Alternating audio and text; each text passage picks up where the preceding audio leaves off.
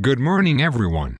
My name is John Smith. And I am Jane Williams. Before we start our day, we ask that everyone refrain from cell phone use, grading papers, engaging in side conversations, or anything else that could prohibit you or anyone else from gaining a full understanding of your ELL students and their learning needs. Let me start by explaining why we are here today. We are here to help increase everyone's understanding of how to differentiate instruction for your English language learners. The number of ELL students at Dickinson East Elementary School has increased over the last 4 years. The increasing ELL population requires our administration and teachers to analyze our programs, services, and instructional practices specific to the needs of ELL students. After careful analysis of our programs, services, and instructional practices for ELL students, Dickinson East Elementary administration and teachers realized that there were limited school-wide practices that were focused on improving the achievement of ELL students. Consequently, there was a significant achievement gap between ELL and non-ELL students. Specifically, over a 4-year period, 2008 to 2011, the gap nearly doubled, rising to a difference of 41.9 percentage points in 2011. Additionally, over the same 4-year time period, overall reading proficiency of ELL students declined, while reading proficiency of non-ELL students rose. The achievement scores over the past 4 years, along with the limited, closer to zero, implemented school-wide practices focused on improving achievement of ELL students, call for immediate interventions school-wide. The Sheltered Instruction Observation Protocol, or SIOP, is a research-proven solution that we will be utilizing to assist us in meeting the needs of our English language learners. SIOP introduces a research-proven model of sheltered instruction, provides teaching ideas for each of the model's 8 components, suggests ways to differentiate instruction in multi-level classrooms, and demonstrates through less scenarios how the model can be implemented across grades and subject areas. Each activity you participate in today is focused on helping you build your understanding of ELL students' learning needs, and ways to differentiate your instruction to meet those needs through the implementation SIOP. You will start your day by creating a group resume. We will break the group into 5 groups of 7.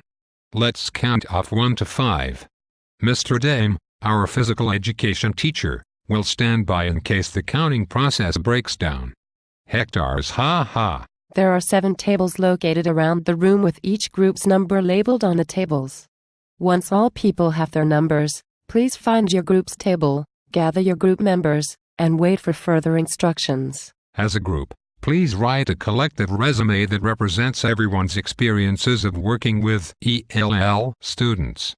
The resume should follow the format of a professional resume and should include any educational background, workshops attended, knowledge about differentiation, knowledge about SIOP, positions held, professional skills, major accomplishments, publications, hobbies, talents, travel, and family. Use the large piece of adhesive chart paper and markers located on your table to develop your group's resume. You will have 20 minutes to create your group resumes. After the 20 minutes are up, each group will present their resume to the rest of the staff. Once all groups have presented their ELL experiences, we will develop a comprehensive list of ELL experiences for the staff of Dickinson East Elementary.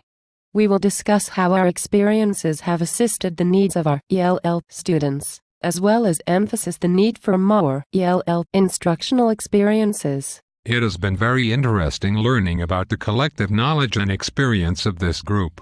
We are now ready to move on to the main part of the session. For this portion of the session, you can remain in these groups.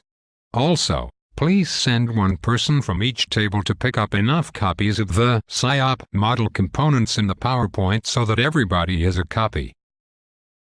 Now that we've gone over the components of SIOP, we will take you through a model lesson and draw your attention to how those components can be implemented. You can focus your attention on the front of the room, but keep the handout ready for reference. This is a 6th grade social studies lesson on the achievements of the Sumerian Empire. The class has been studying the early civilizations of the Tigris and Euphrates River area. There is a good deal of background knowledge that the students have already learned. For example, they have already viewed video clips of the geography of the area, created geographic maps, and participated in oral readings of sections of the textbook about Mesopotamia and the land between the two rivers. Background knowledge is SIOP model component number 2. This lesson is appropriate for students with English proficiency level of beginners to advanced beginners. The lesson has been adapted to for all proficiency levels, which is a strategy found in Component 1, Lesson Preparation. The content objective. Students will identify 4 achievements of the Sumerians and explain their importance. Is displayed visibly and clearly for all students to see. Component 1, Lesson Preparation, Content and Language Objectives. One of the activities the students will be do is link words to definitions by looking the words up and creating a vocabulary card with a picture on one side of the card and the word on the other. This is an example of Model Component 2, Build Background Knowledge, and emphasizing key vocabulary. Model Component number 5 is Interaction. The use of group configurations supports language and content objectives. The students will do this vocabulary activity in pairs, cooperatively, to study the words in order to link the words with the pictures. Research has shown that the performance of English language learners improves with the use of hands-on activities due to their limited prior knowledge. The more activities the students have alphabetizing and using vocabulary sentence strips with groups, the better understanding English language learners will have. Our first teaching strategy, Component 4, is prediction. Each student will have a paper bag with a piece of paper, a coin, water, and a religious figure inside. Students will be instructed to discuss, in small groups, again, Component 5, what they believe the items may be used for based on the information shared in prior lessons. Since we want to stay on schedule, we are going to move past this demonstration. Important ideas to note in this lesson are the ideas of scaffolding, or moving students from one level of understanding to the next. We did this first with the vocabulary, then add a variety of hands-on activities which build a higher level of understanding. It is also important to note that the student engagement level of this lesson is near 100%. See component number 7. Also, the teacher provides feedback at the end of the lesson to reinforce learning. So now, you've seen an example. I happen to believe that educators are among the smartest and most attractive people in the world. I say this because educators know that to truly know something is to teach it. And that will be the next step. Each group will receive a lesson plan. Your job will be to identify and label as many SIOP model components as you can possibly find within your plan. Please note, you may not find all 8 components in your lesson plan. Once you have identified, highlighted, and labeled the model components within your lesson, each group will present their findings to the rest of the participants. There's one catch.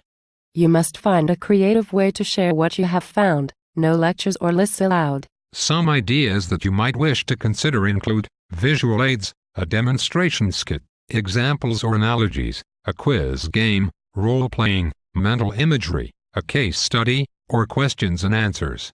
You are limited only by your own creativity. Modeling, visuals, hands-on, demonstration, gestures, and body language are great strategies to consider for this. Extra points will be awarded for those who use the scaffolding technique in their lesson. You will have 30 minutes to complete your presentations. Feel free to find a place to work that suits your group. We will make ourselves available to answer questions as you develop your presentations. We have one last activity before we close. Everyone please stand and form a circle. Please hold on to the string of yarn as I walk around to each of you. Once everyone is holding onto the string of yarn, we will begin sharing our experiences and thoughts of SIOP, or anything related to ELL, student achievement. After each person shares their thoughts, they will pass the section of yarn they were holding to the person beside them. My experiences with L students are ellipsis and JOPL assist my instructional efforts by Today's professional development began with a group of individuals who had collective knowledge about ELL learners and were willing to connect and learn from one another. Now as the day comes to a close, not only did we see that we had some knowledge of ELL learners' needs, but we expanded on our knowledge of those needs in an effort to collaboratively improve the achievement of ELL students. As each of you leave individually, you will receive a piece of yarn to take with you to represent taking a piece of another participant with you. The piece of yarn will also serve as a reminder that you aren't taking on the challenge of improving ELL achievement alone. The SIOP model requires school-wide implementation. Thank you for your active participation today.